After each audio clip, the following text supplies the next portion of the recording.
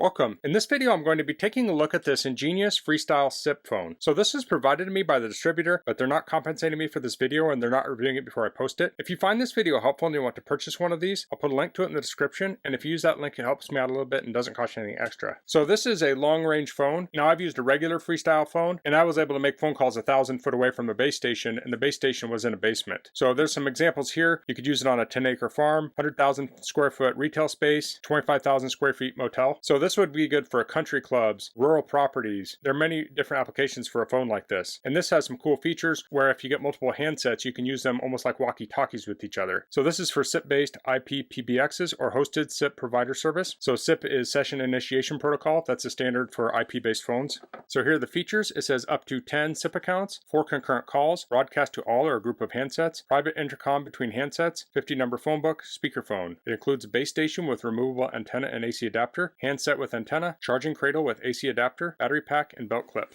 So here this says it doesn't use Wi-Fi, so it's not going to affect your Wi-Fi network. It can save on cellular costs, and it runs at 900 megahertz.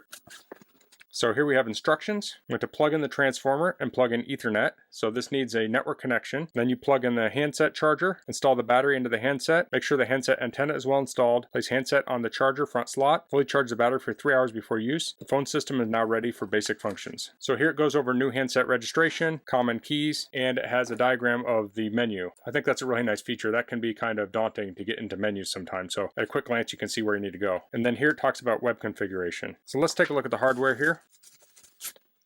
So this is the base station. It has a page button. You can press that to find your handset. Then we have reset, your LAN, and your DC in. It has rubber feet. And then we have some slots here so you can mount this on a wall or an equipment board or something.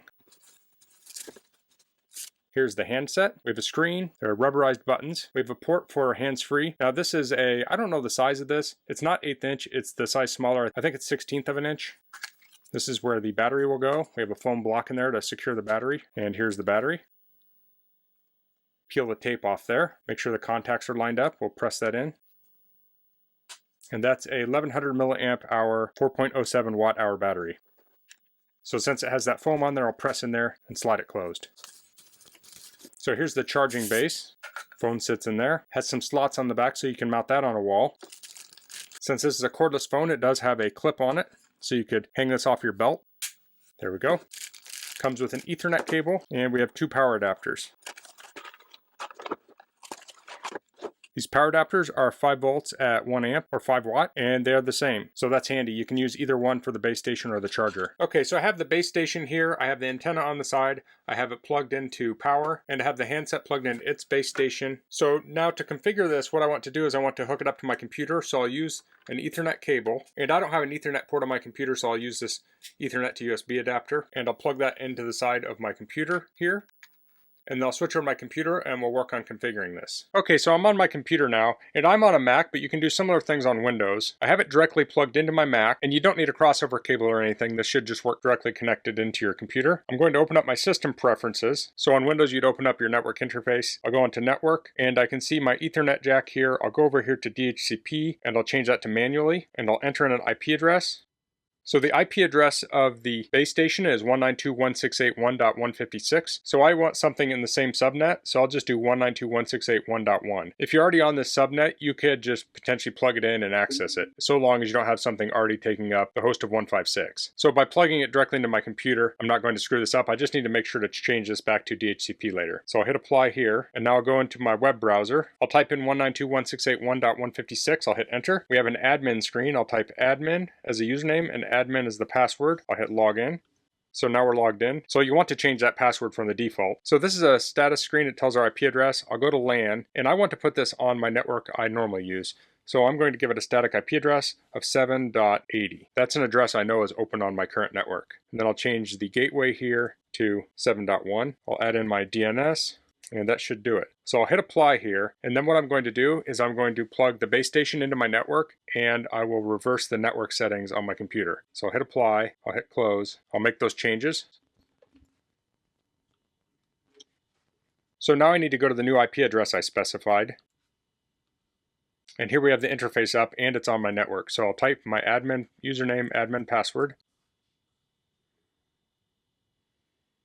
We're logged in now. We have the IP address on my network. So let's take a quick look at these interface settings. We have LAN, we have log, we have base settings. This is the authentication password. It's currently set to all zeros. You can change that. We can change the channel range here. We have a phone book. So it says tip, send the phone book to the handset from base web GUI. So if you have a phone book here, you can transfer it to the phone. That looks pretty handy. Then I'm going to skip VoIP and we'll go to tools here real quick. We have admin where you can change your username and password. We have time. I'll change the time zone here to my time zone, which is central. I'll hit apply. So this seems to be able to apply changes pretty quickly. Then we have ping test, firmware update, backup. So I would highly recommend backing up your settings once you get it working. And then we have reset, reboot. So if you want to reset this to reprovision it, you can do that here. So we'll go into VoIP. This is how we set it up. And I'll be setting this up on OnSIP. And OnSIP is an online phone provider. And I have the account information over here. So I set up the account on OnSIP. And I do want to disclose that I told OnSIP that I was going to be demoing this phone, and they gave me some free minutes to use with this. But they also said this may not be the best for like single phone use. This would be more likely to be used for business applications. So if you had a RV park and you had 5 phone lines, you could get them through OnSIP and then use them with SIP phones. But they were very helpful in getting this set up for me. So I'm at admin.onsip.com/users and I have my user account here. I'll click on that. So this account information here needs to go into the EnGenius phone interface. So I'll go back here. So I've made some notes on what goes where. So whatever SIP provider you use, you'll have to use the settings that they provide. So I'll enter some of this in here. First we have the VoIP server IP. So I'll enter that in. Port's the same, dial mode's the same, codec's the same, SIP transport's the same, stune is the same, external IP blank, QoS is on, DNS SRV is off, allow SDP NAT rewrite is off, local SIP port's the same, local RTP port is the same, the RTP time is the same, we have a SIP outbound proxy, enter that.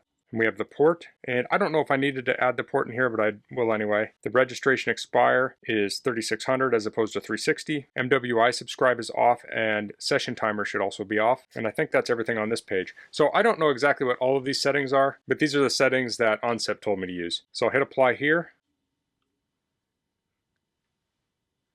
Now if I go to the phone and I hit the flash button, if I don't hear a dial tone, it means I'm not set up yet, and I'm not set up, so I won't hear one yet. But you could try that and you'll see it will say base not found. So we'll continue figuring this, but when we hit that button and we hear a dial tone, then we know we have it set up properly. So next I'll go to account setting. And here you can set up 10 different accounts on this one base station. So if you have multiple handsets, you could set up these 10 accounts for the handsets. And then below we have group accounts. So here you could set up an account and share it amongst different handsets. So if you have one number you want all the handsets to use, you could use this lower section. If you want each one to have their own account, you can use the upper. So I'll go to my user account settings. I'll hit edit next to this HSID 10. We'll go in here. We want to enable this account. For the SIP number, I want my name, and I'll show you where I'm getting this in just a minute. The display name, Rick, auth name, Rick makes, and then we have our password. So this information is coming from this OnSIP config page. So this has my phone number on it and things like that. But if we go down here to phone configuration, I'm getting a lot of stuff here. Like the SIP number is actually this username here, and the auth name is the auth username. So I want to copy the password, and that's the last piece of this puzzle. I'll paste this in. I'll hit apply.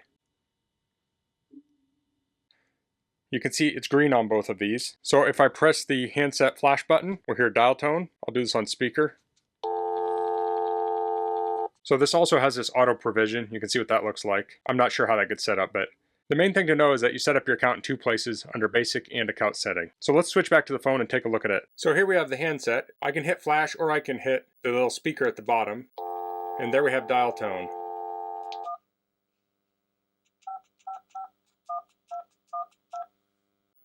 So now this is ready to make phone calls. So when I was first testing this, I was having trouble getting it to work to call my mobile phone. And it was a simple solution. When I was dialing my mobile phone, I wasn't pressing 1 before the area code. I'm just not used to that. But the way this works with this provider, you need to have 1 and then the area code, and then it will call just like a regular phone. So a nice feature of this is that it has a long range. So I'm going to take this outside and I'll walk away from the base station, and then I will turn this on so we can hear the dial tone. And that means it's connected up at a distance from the base station. Okay, so I'm standing outside my home. There's a couple walls and a couple pieces of brick. I'm maybe 15, 20 feet away. We'll turn this on and we get a dial tone. So I'm going to walk further out and I'll test it, and I won't get an exact range, but I'll show that this can work from a distance. Okay, so here I'm about 500 feet away. Still have dial tone. Okay, so now I'm around 1,000 feet out.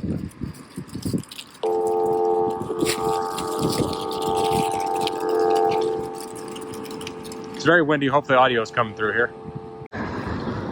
Okay, so I don't know my exact distance here, maybe 1,200 feet, but let's do this.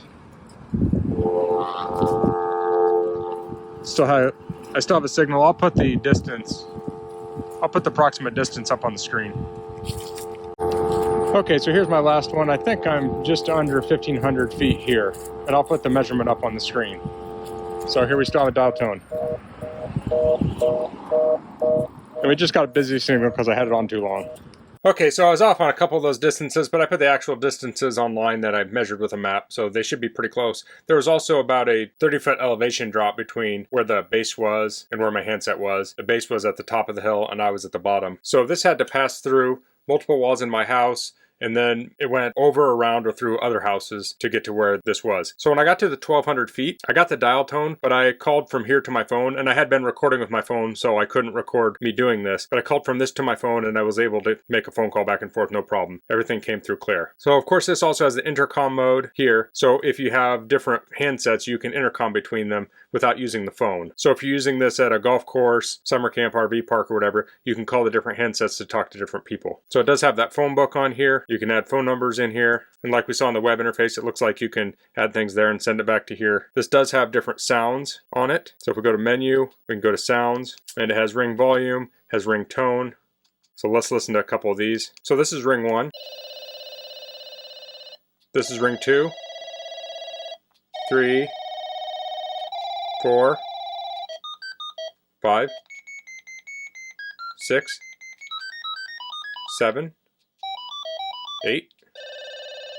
So the chart in the manual tells you all the different other things you can do: key volume, key tone, your different call settings like dial prefix. I had to dial a 1, I could probably change that on here. Then you have mic gain, contrast, backlight, name tag. There's lots of different settings on here. So if you have a large property or a business that's on a large area, I think this is a great option. Like I said before, you can use this as an alternative to cellular, where this is going to have a better range than a lesser cordless phone. And it also has those business-friendly features, like you can hook up multiple accounts to it. You can do the intercom, you can do like the broadcast. I mean, there's a lot of power packed into this, especially where we're getting to a point where a lot of properties are being set up without traditional phone service, but they do have internet. Using a SIP phone like this, you can get phone service without having to run a phone line. So that's the EnGenius Freestyl SIP. If you have any questions about this, please leave them in the comments. If you like this video, please click like. If you haven't subscribed to my channel, I'd appreciate if you could do that. And thanks for watching. Until next time, goodbye.